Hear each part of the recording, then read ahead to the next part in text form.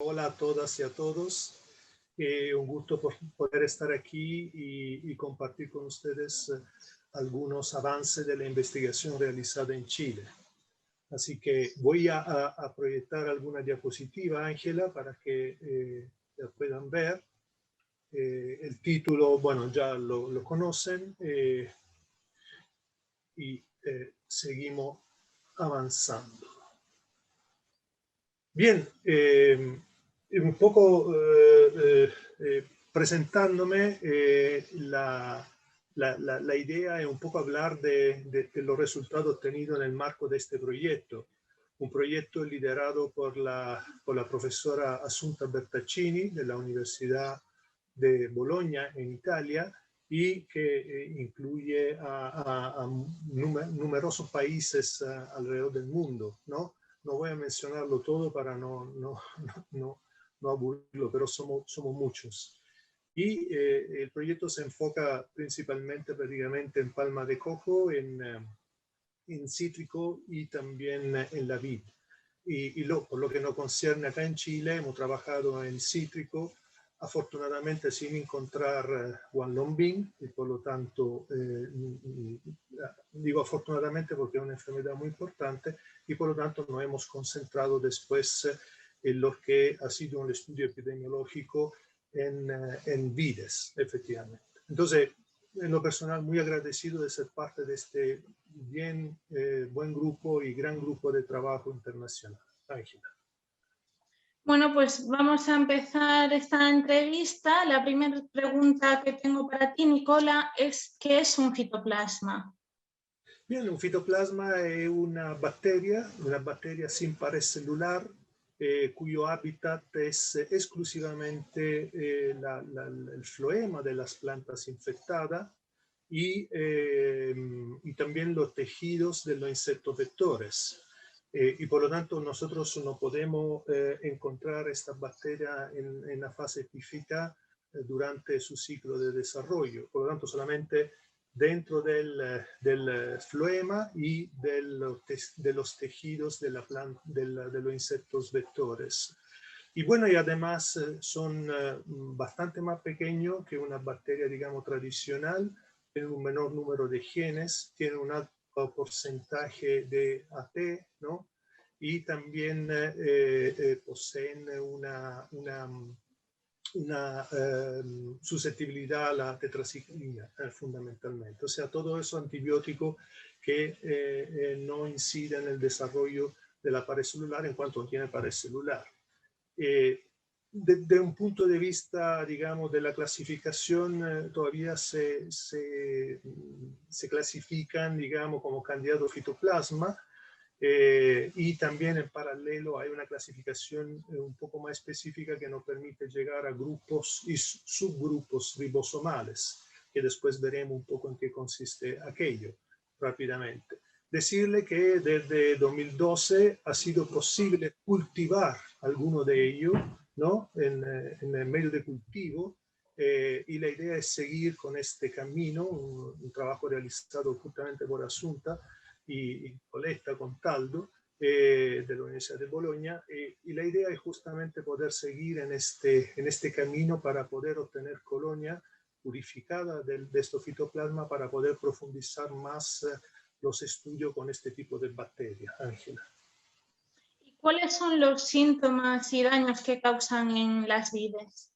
Sí, y aquí quiero mostrarle algunas fotos. En uva blanca, nosotros estos síntomas los observamos frecuentemente durante el periodo fin de verano, inicio otoño y hasta caída de hoja, diría, ¿no? Aquí en Chile se dice que en el fondo la planta parece otoñar anticipadamente, pero nosotros nos damos cuenta que en un viñedo alguna planta presentan este tipo de síntomas, otra en cambio presentan un color verde normal durante este periodo. ¿En qué debemos fijarnos fundamentalmente? En la uva blanca tenemos enrollamiento de la hoja hacia el envés con una leve doradura, digamos, de las hojas. A veces la doradura puede ser ya casi una amarillez, digamos, ¿no? Por eso en general los fitoplasmas asociados a la vid vienen conocidos como amarilleces de la vid, fundamentalmente, ¿no? Históricamente se llaman así, Grape Angelus. Pero en la uva tinta las cosas son diferentes, en el sentido que el síntoma es mucho más evidente. Tenemos el enrojecimiento completo de las hojas, con el enrollamiento hacia el envés también, ¿no? Y también tenemos una distribución de las hojas con síntomas hasta el extremo de los sarmientos, fundamentalmente, lo que nos permite en parte distinguirlo de los síntomas que pueden causar otros patógenos, que son los virus, específicamente los leaf rolls, conocidos como virus del enrollado de la vid.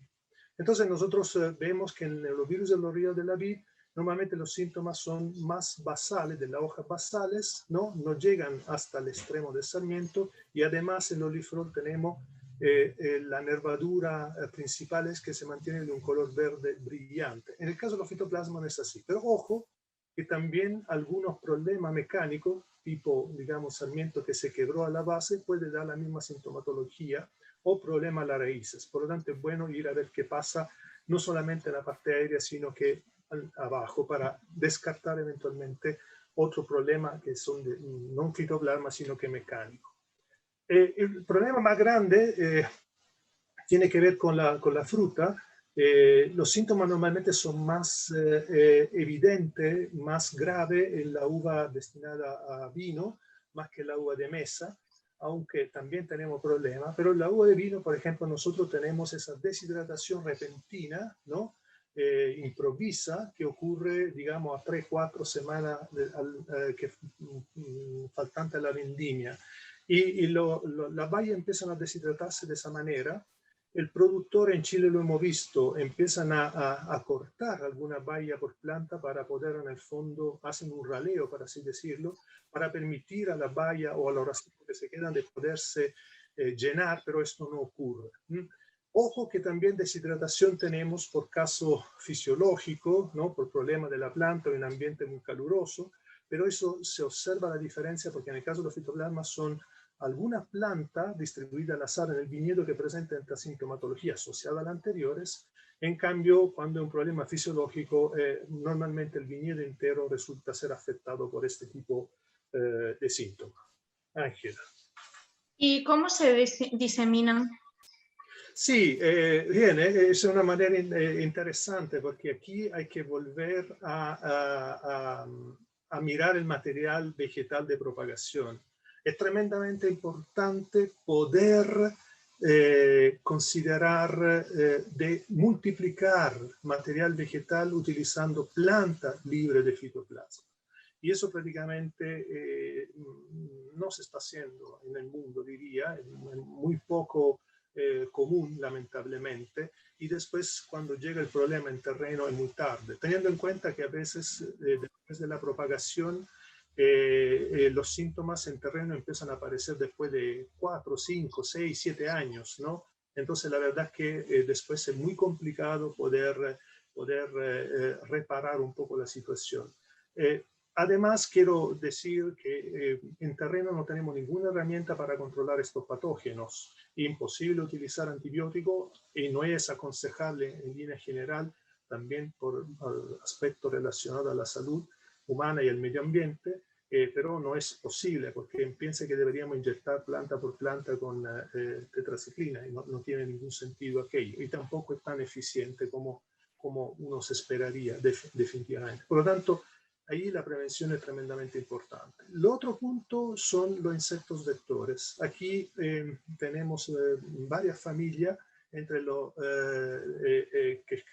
más importante prácticamente son Cicadélido, Cíxido en general, pero hay otras 4 familias de insectos que son normalmente insectos que aquí en Chile son conocidos como langostinos, o sea, tienen pata trasera muy, muy fuerte, pueden saltar, no solamente volar, y prácticamente pueden alimentarse a través de un estilete, y por lo tanto son insectos picadores, succionadores, que se alimentan en el floema. Y por lo tanto, alimentándose en el floema, adquieren el fitoplasma y lo transmiten a plantas sanas. Esa es un poco en línea general la transmisión, Ángela. ¿Y por qué estudiar la epidemiología de estos patógenos? Bien, es importante porque justamente debido a la modalidad de diseminación asociada a los insectos, también, y no solo el material vegetal infectado, es importante ver un poco dónde los fitoplasmas están presentes asociados a un viñedo. No solamente en la planta pueden estar presentes, sino que también en planta espontánea presente en el viñedo o alrededor del viñedo. Y muchos de los insectos vectores no son ampelófagos, o sea, no se alimentan exclusivamente en la vid, sino que normalmente lo que están asociados en vides en Chile se alimentan principalmente, por ejemplo, en malezas o otras plantas espontáneas o también cultivada muy cercana prácticamente a los viñedos.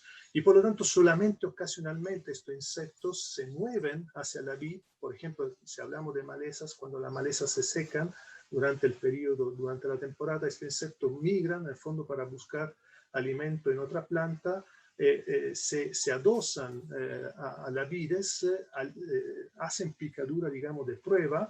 No le gusta mucho la vid, por lo tanto no siguen alimentándose, pero estas picaduras de prueba son más que suficientes para transmitir el fitoplasma. Y también estas plantas espontáneas son reservorio de mucho fitoplasma, como más adelante le explicaré, hemos encontrado en Chile. ¿Y cómo se controlan? El control pasa por el control de planta a nivel de vivero. Indudablemente es el primer paso, como decía anteriormente, producir plantas libres de fitoplasmas, es el punto inicial. Y después prácticamente es bueno entrar justamente a hacer este estudio epidemiológico para saber cuáles son las malezas de reservorio, para controlarla en manera directa y también eventualmente controlar los insectos vectores. Ahora, repito, los psicadélicos, los síxidos no representan, por lo menos en Chile, un problema directo hacia la vid. O sea, no son una plaga a controlar, no tenemos de este tipo de problemas. Sin embargo, representan un problema indirecto en cuanto son capaces de transmitir este tipo de patógeno. Y por lo tanto, deberíamos entrar un poco en la idea también de, en base al estudio epidemiológico que estamos realizando, también entrar a controlar un poco más este tipo de insectos, ¿no? Que son tremendamente peligrosos en cuanto a transmisión de los fitoplasmas. ¿Y podrías comentarnos ahora cuáles son los fitoplasmas que están infectando a la vid en Chile? Sí. Aquí hay una diapositiva. Como les decía antes, se dividen en grupos y subgrupos ribosomales. Los grupos son el número romano y la letra mayúscula, el subgrupo ribosomal. Es una forma de clasificarlo, repito, que es todavía muy importante. Y en Chile nosotros hemos encontrado en la vid, estamos trabajando en la vid con fitoplasma desde el 2001, y tenemos el grupo 1B, 1C, que están asociados prácticamente al Aster Yellow Group. Después el grupo 3J, recuerdes eso porque es uno de los más importantes en Chile, no solo en la vid, es un fitoplasma polífago presente en diferentes especies vegetales en Chile. Y después con menor frecuencia, digamos, el 5A, el 7A. Y también hemos encontrado, pero realmente muy pocas veces, el 12A. Afortunadamente, porque este es un fitoplasma importante en la vid. Me gustaría señalar que efectivamente hay otro fitoplasma importantísimo que afecta a la vid y que mata a la planta, que es la flavescencia dorada. Afortunadamente, en estos años de trabajo en Chile, en la vid, nunca hemos encontrado flavescencia dorada. Tampoco está su vector conocido en Europa, que es Scaphoideo titanus, un psicadélidos. Y por lo tanto, estamos libres de esa importantísima enfermedad y de su vector. Y ojalá que sigamos así. Es tremendamente importante el trabajo que se realiza a nivel de introducción de material vegetal por el Servicio Agrícola y Ganadero, el Servicio Fitosanitario de Chile, que en el fondo tiene flavescencia dorada como un patógeno cuarentenario y también Scaphoideus titanus como un insecto o una plaga cuarentenaria. Por lo tanto, la cosa está funcionando muy bien, efectivamente. Y ojalá que sigamos así, porque si no sería un desastre para la vida en Chile.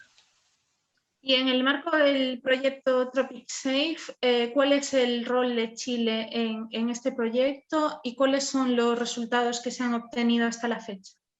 Sí, mira, hemos tenido la posibilidad de realizar muchos estudios al respecto. Los estudios epidemiológicos son bastante largo, o sea, demoran años, efectivamente, difícilmente financiables con los concursos disponibles hoy en día. Y esa es una de las ventajas de este proyecto, que nos ha permitido en el fondo estudiar aspectos tan importantes como la epidemiología, que están a la base del control. Hoy día, lamentablemente, con el COVID tenemos muy claro lo que significa eso. Bueno, eso también tenemos que trasladarlo a la enfermedad de esa planta y efectivamente conocer cómo se mueve el patógeno, cuáles son los vectores, cuáles son las plantas reservorio, cuáles son las especies de insectos vectores presentes en el ambiente, nos ayudan efectivamente a dirigir un poco el control.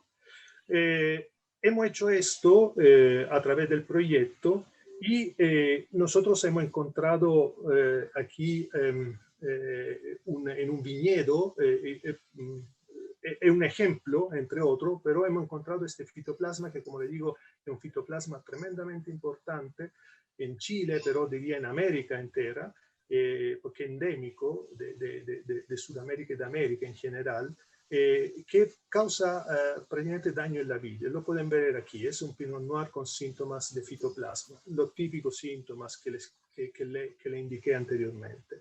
Nosotros también en el viñedo encontramos, por ejemplo, la correhuela, Corvulus arvensis o el Polygonum aviculare, ¿no? Que son malezas asociadas al viñedo que también eran infectadas por 3J. Y también encontramos con una abundancia relativa tremendamente alta este cicadélido, ¿no? Que es el Paratanus exitiosus.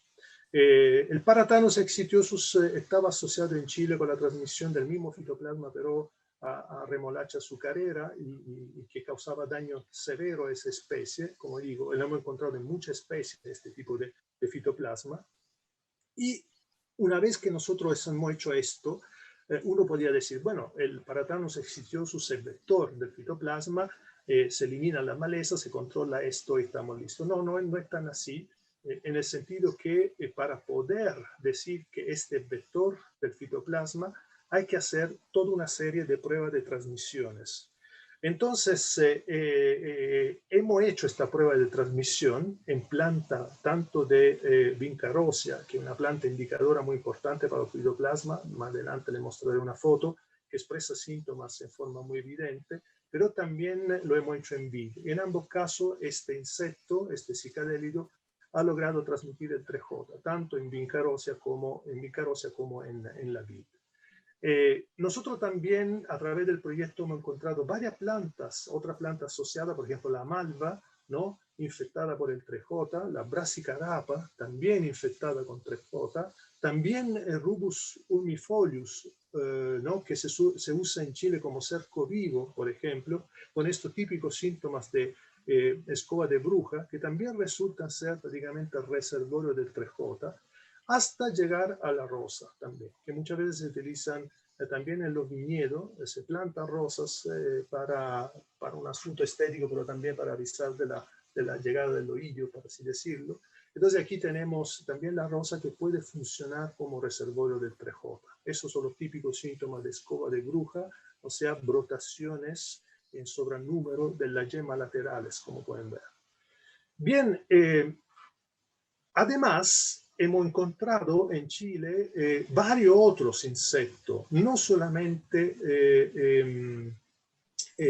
Amplicephalus curtulus y otro insecto, Bergalia valdiviana, que han sido prácticamente ya absolutamente declarados vectores del 3J, sino que tenemos estas otras 5 especies también asociadas a viñedo que han sido encontradas positivas a 3J y a otro fitoplasma. Y ahora están en curso la prueba de transmisión, estamos realizando esta prueba de transmisión para poder en el fondo definir cuáles de estos son vectores en definitiva.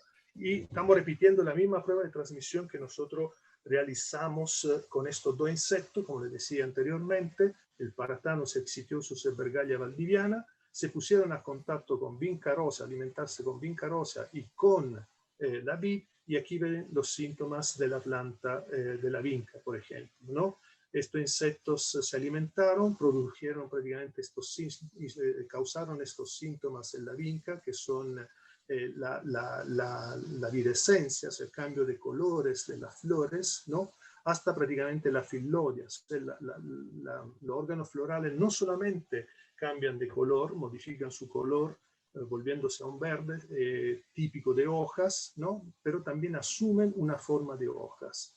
Y además aquí tenemos los típicos amarilleces causados por este fitoplasma y también la escoba de bruja. Y en la vid también hemos tenido estas deformaciones, como pueden ver, ¿no? Tanto de hoja como de estructura de la planta en general.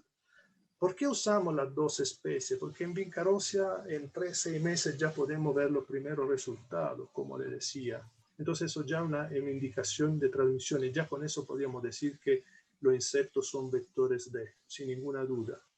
Pero también en la vid es importante porque es el hospedero que nos interesa, pero aquí los síntomas y la presencia del fitoplasma se observa a 1 año o a 2 años desde el inicio de la prueba de transmisión, ¿no?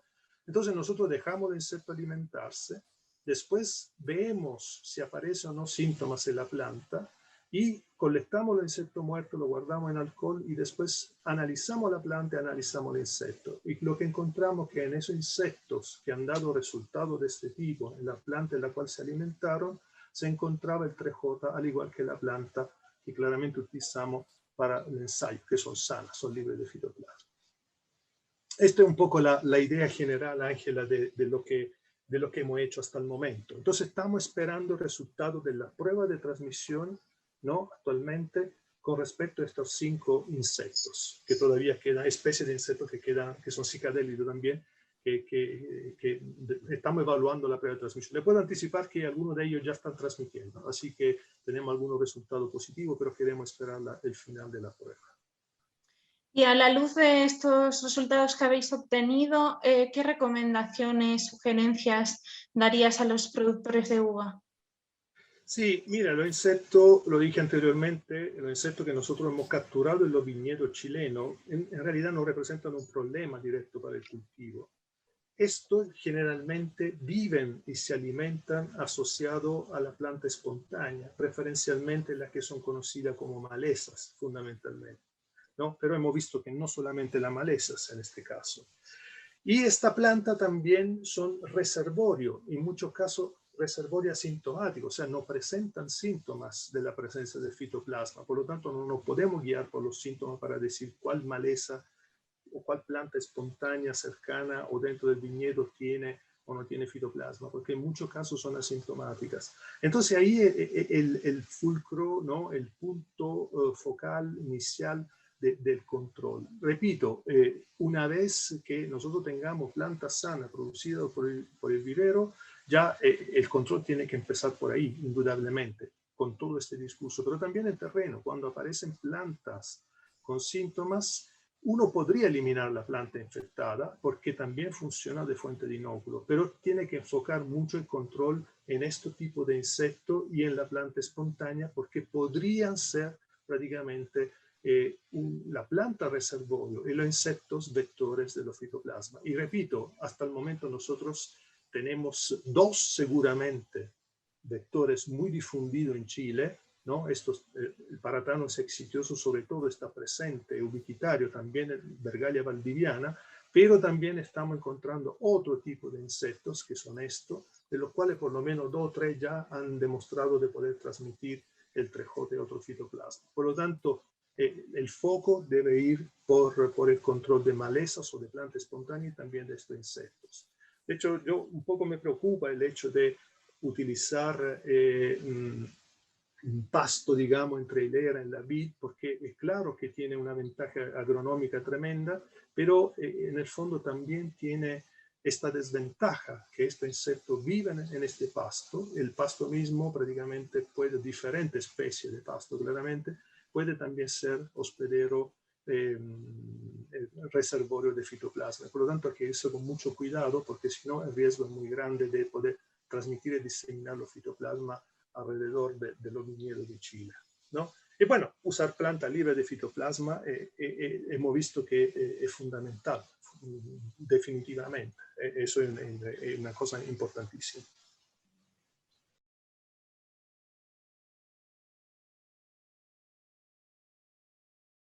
Sí, ha tocado un tema muy candente, interesante, porque la detección de estos fitoplasma, de los fitoplasma en general, y a mayor razón en planta leñosa, por toda una serie de razones, no es simple.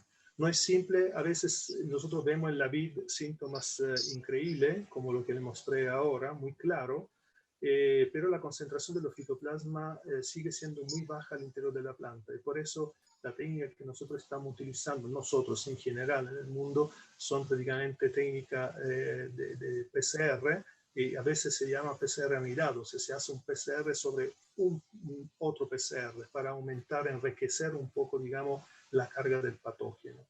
Es un tema rápido, no existe un método rápido. Estamos en el marco del proyecto, de este proyecto Tropic Safe, desarrollando también método ELISA con algunos tipos de fitoplasma, alguna especie de fitoplasma, un grupo de bosomales, que pueden ser más rápido. La ELISA es un poquitito más rápida, claramente, pero indudablemente baja la sensibilidad. Entonces ese es un poco el punto que tenemos que considerar. Por lo tanto, se está poniendo a punto en el marco del proyecto esta técnica, que no es nueva, claramente ya se ha hecho ELISA en pasado para fitoplasma, pero considere que con respecto al PCR baja bastante la sensibilidad, entonces se está chequeando qué pasa. Ahora hay otra técnica que se están desarrollando que podrían ser más rápida, también en esto estamos trabajando en Chile, que es una nueva técnica que se llama LAMP, también se basa en PCR y en base a algunos criterios se podría hasta realizar en terreno, pero hay que ponerla a punto, ¿no? Es la etapa en la cual estamos, de ponerla a punto para hacer un análisis rápida y bastante más sensible, ¿no? Bastante sensible en terreno. Esas son las posibilidades fundamentalmente hasta el momento.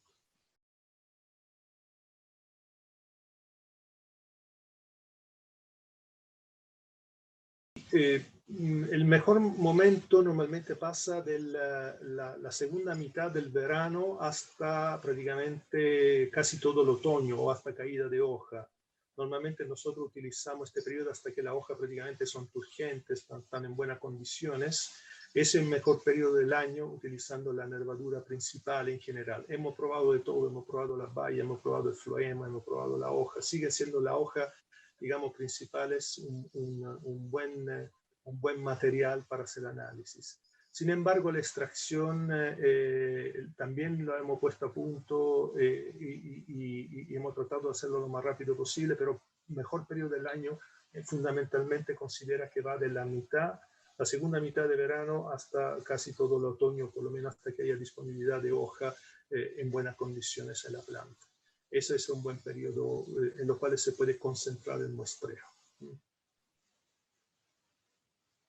Ahora los síntomas, completando un poco lo que les decía antes, van variando dependiendo un poco también de las condiciones ambientales. Los fitoplasmas son bacterias que aman el calor y por lo tanto también expresan mayormente los síntomas o se replican abundantemente durante el verano. Por eso los síntomas los observamos con mayor claridad hacia el final de verano y el otoño. Esa es un poco la dinámica de estos patógenos. Por otro lado, y eso no es solamente válido para los fitoplasmas, sino que para otros patógenos, como el hongo de la madera, los virus mismos, el hecho de, sobre todo en la uva de vino, cortar el agua hacia la fase final de la madurez fisiológica de la uva, podría, en muchos casos no podría, hace que los síntomas se vuelvan más agresivos, porque en el fondo nosotros estamos aplicando un estrés abiótico a una planta que ya está estresada por estar infectada. Entonces los síntomas empiezan a aparecer con mucha más gravedad. Ahora, como esto se entendió en el ambiente de productores que es mejor no cortar tanto el agua en la fase final de producción de la uva de vino, estos síntomas también están un poco desapareciendo. Por lo tanto, en terreno es también importante para el control de los fitoplasmas, una vez que lo tengamos, tener un manejo agronómico en general equilibrado. No exagerar con el agua, pero tampoco poner menos. Y lo mismo pasa con la poda, y lo mismo pasa también con la fertilización. Entonces, todas actividades equilibradas mantienen un poco el fitoplasma bajo control, en definitiva, porque la planta está más sana, fundamentalmente.